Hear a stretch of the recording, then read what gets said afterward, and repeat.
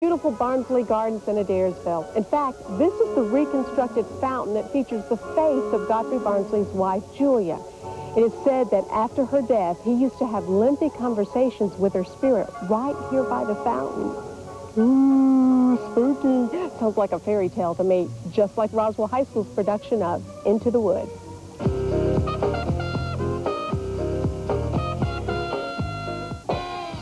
Oh, hi. What's up? You're just in time to check out Roswell High School's production of Into the Woods. Are you ready? Are you ready?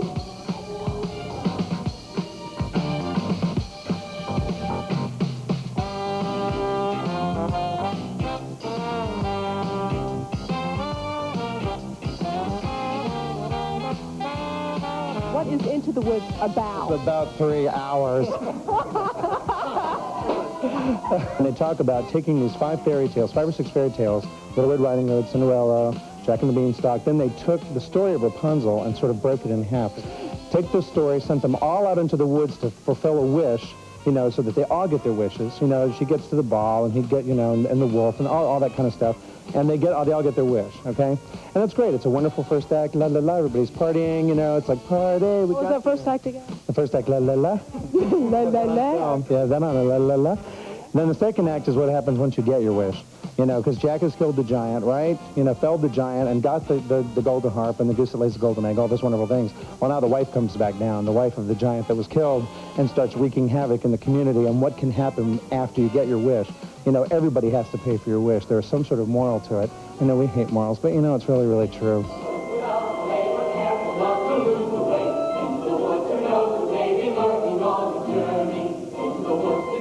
A few minutes ago, wardrobe, makeup, and powder was flying everywhere. The most important thing of any production. It's been really hard, especially when your friends, you know, you have practice after school every day, and your friends like want to get you to go do stuff, and you're like, I have practice. So it's hard to manage your time, too, between practice and studies and everything else you do, but it's worth the work.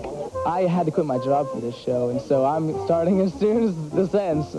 Are you a senior? Yeah, I am. Oh, so this will be one of her last shows, right?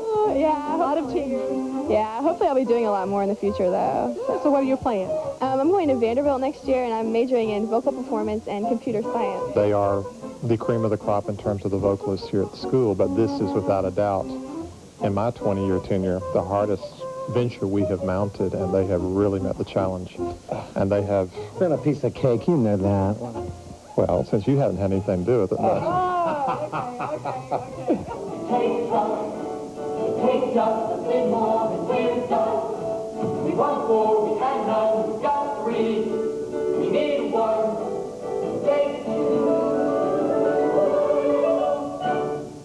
What's it like working with Mr. Russo and Mr. Pippin? It's like one of them will say one thing, and then one of them will say the other behind his back. But they're really great. Yeah, but it's great to have two different aspects. We always work with Mr. Pippin, and he's wonderful. But it's nice to have a new, like, fresh aspect on the play itself. Is this your passion?